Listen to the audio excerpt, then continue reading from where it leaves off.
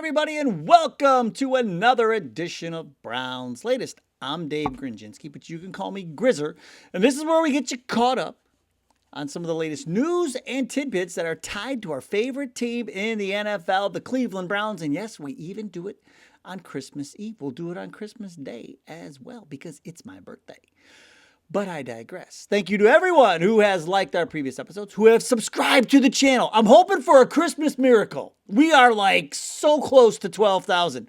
Could I be sporting the 12 jersey on Christmas Day? We'll see. But that's how close we are. It's so possible. We need a Christmas miracle. But thank you to everybody who's already subscribed to the channel. I really, really appreciate it. And then all of you who get your comments down there in the viewer comment section. Could not do this show without you. Coming up on today's show, though, the Powerball drawing isn't until tonight. But the Browns, they've already hit the lottery.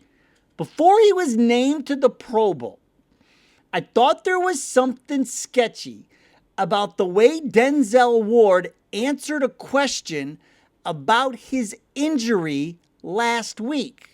And then it came to fruition. After watching Shador get his block knocked off for the last several weeks, I'm going to take the first steps to rebuilding our offensive line. And then down in the viewer comments, Shador's starts mimic Tom Brady's first starts. We will find out what that's all about. But first things first, show me the money. Actually, show me the insurance money. Yes, Deshaun Watson will not be activated. Now, there is some podcaster who's been telling you for months that Deshaun Watson will never, ever, ever play for the Cleveland Browns again, especially this year because of an insurance policy. And so finally confirmed what I've been telling you for months and months and months and months and months. It's finally confirmed. Kevin Stefanski saying, quote, he's done a great job with everything that's been asked of him. Stefanski went on to say, I've gotten to see him work so hard, whether it's in the training room by himself, in the indoors with the trainers, or on the practice field. Just felt like this was the right decision for him and for us. Let me translate that for you. Well, we have this insurance policy on him, and if he never played this season because of his Achilles, then we're going to get like $60 million back. So he's not going to play. I mean, come on. All right, let's do this first. So the insurance policy, now that this is complete, he is not playing because of injury. And so what that means is, because the injury was happened in 2024 and carried all the way through this season, this is what we're getting back. We're going to get back $12.691 million signing bonus from 2024. We're covered on the, it's part of his base sal, $1.21 million day because they restructured it. But anyway, it doesn't matter. We're getting it back. And then 44 of the $46 million of his salary from this year insured and coming back. So about $60 million in cap relief will be facilitated by all of this. The insurance policy. So what does that mean for next year? Well, there's still a scenario where they just cut him loose, let him go.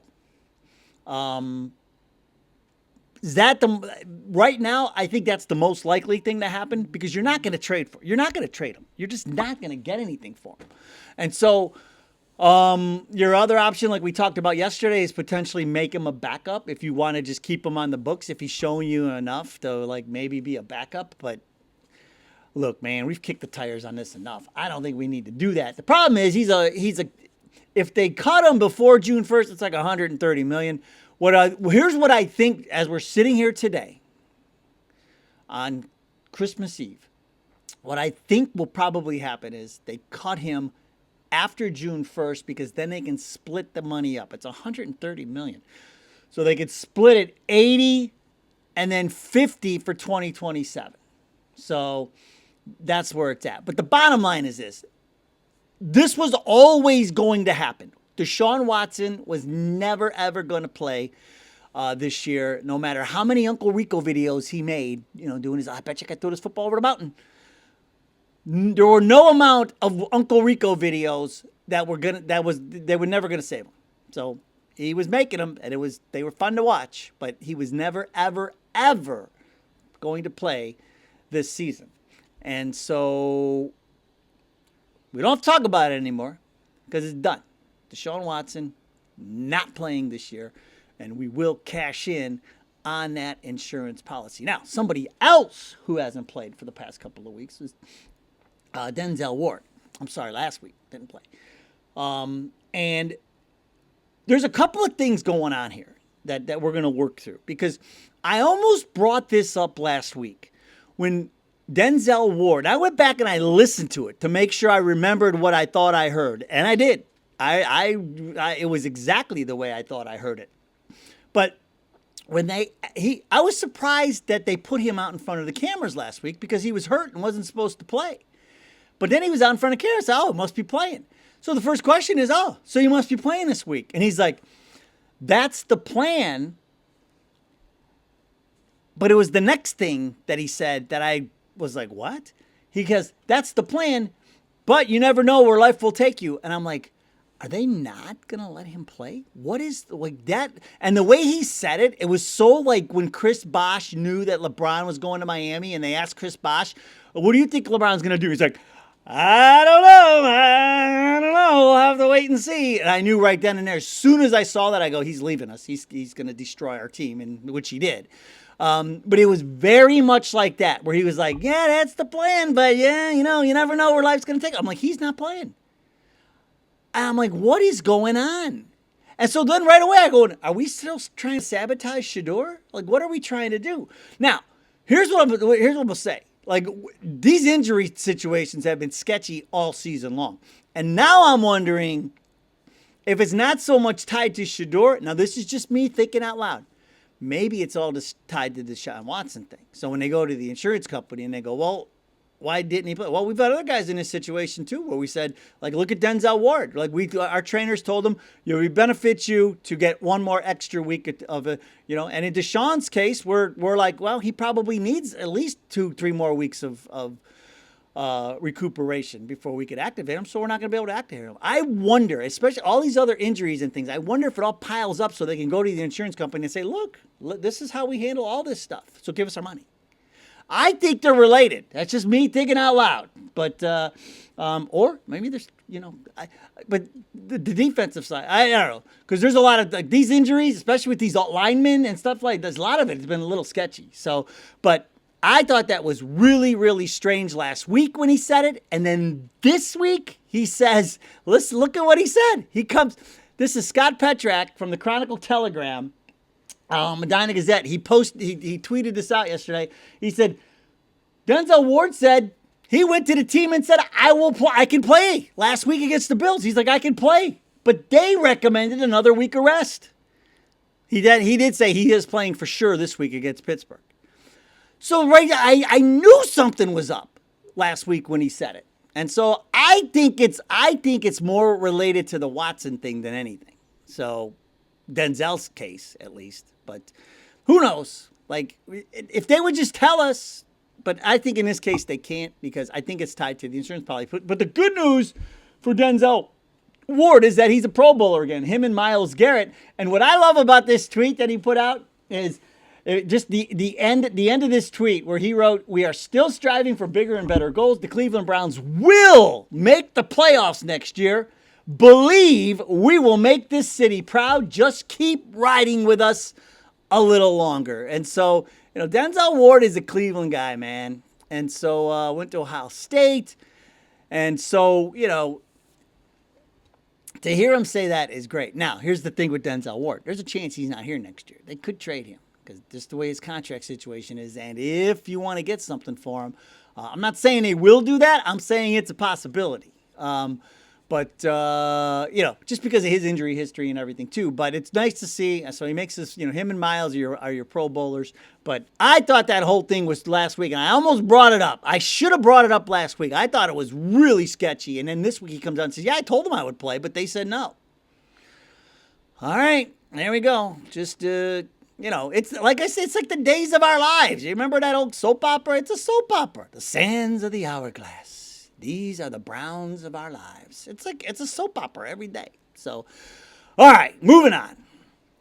Shador's getting his block knocked off. Like it's every week. But he's very durable, which we have learned. And we need to rebuild this offensive line. Now that we get the insurance money coming back, we're going to have some cap space. We could probably sign some guys. So I said, okay, here's what we got to do. We've got to start the process.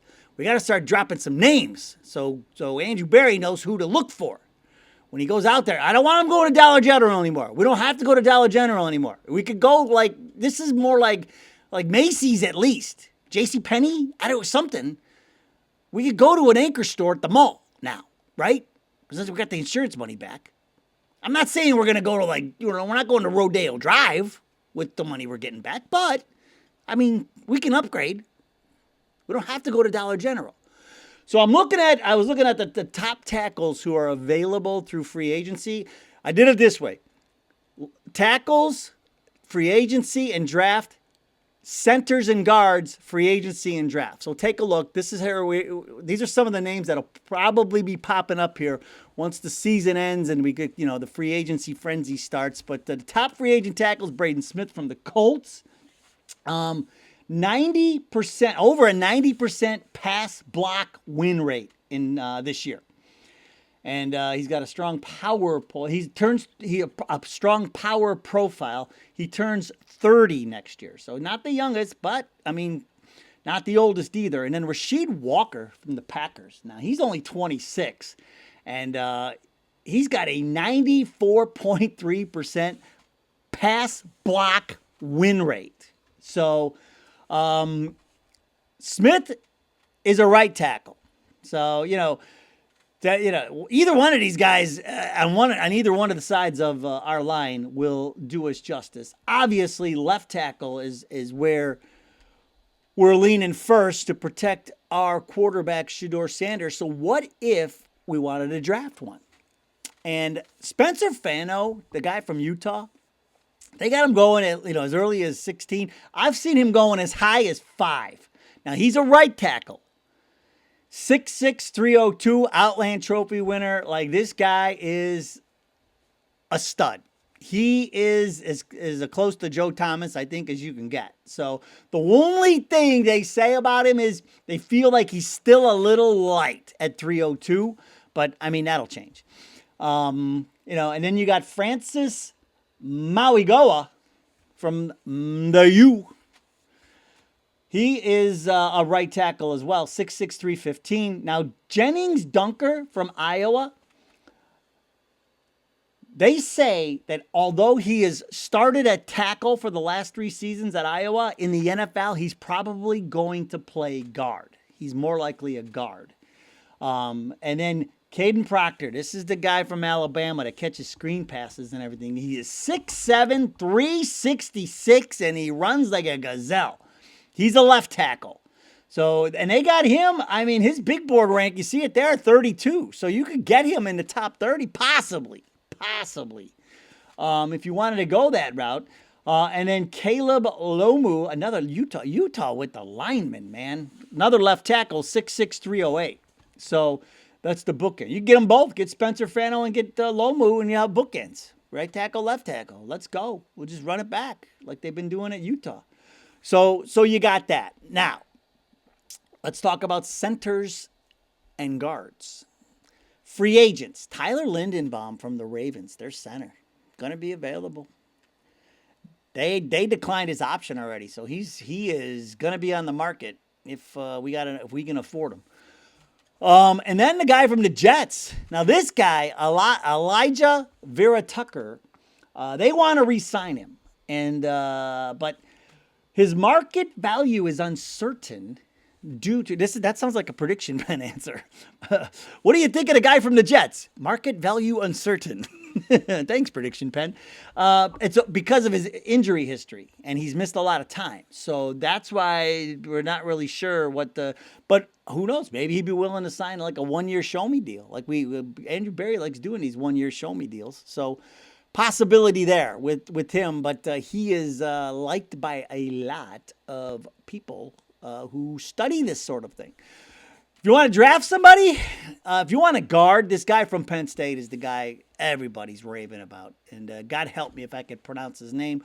Olave I'm going to go with that. I think that's it. Olave He's a guard from Penn State. Top interior lineman by far. And then Luke Kendra, also a guard from Cincinnati. Connor Lew is the guy that a lot of people seem to mention when you talk about drafting a center.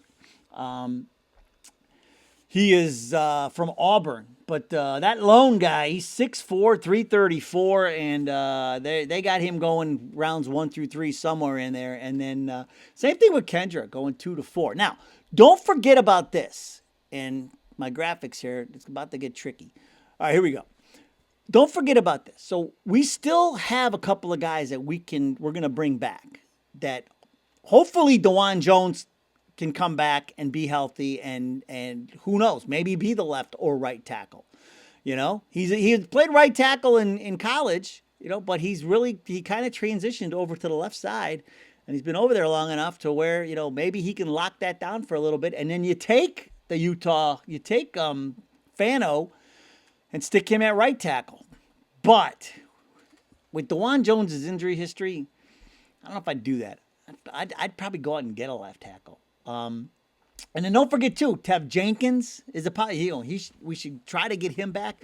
And then Whippler's been playing well since he took over at center. They're not re-signing Pochik. If they got Whippler, they're not signing Pochik. So Pochik is still a possibility to come back, but I just don't see that happening. So, but there it is. Like those are your first steps to rebuilding this offensive line. I mean, with this cap space now that we're getting from the insurance money, it's going to help. And so between trying to sign some guys, and there are guys out there who you can draft, and with all these draft picks, you're going to be able to get some of these guys as late as the 3rd round, maybe even the 4th round, to rebuild this offensive line, man. You should be able to do it and get Shedeur the protection that he needs. But one thing we never need to be protected from, of course, are the viewer comments. And today we will start with Cot Camp. And this turned out to be one of the most deep viewer comments that has ever come through, because his name is Chris Kontkamp. And I know this because I needed more information on this. He sent me a PDF file. I'm going to read you the comment that sparked this whole thing, and we won't get into all of it, but here is the comment. Kontkamp says, a deeper dive into Sanders' first 5 NFL starts reveals something stunning. His performance, once adjusted for context, is far closer to Tom Brady's than anyone realizes. He says, Sanders threw into tighter windows under more pressure against better defenses. He says, Chris Kontkamp says, Sanders' average throw has been 15% harder than Brady's. You're looking at the first 5 games. Sanders' average throw, 15% harder than Brady's. So, I'm going to show you just a piece of this thing came in, like, there's like 5 or 6 pieces to this thing, and he broke it down at raw, adjusted. It's this is like, I mean, it was like a science project, and my head was spinning. I'm like, I am not that smart. I cannot handle this. So I just wanted to show you a piece of what he sent me. So this is part 2, when he adjusted for, you could see chaos and all of these different factors. Like, I don't know if he's doing his thesis on this or what. I don't know what he does for a living, but he could be doing this for a team.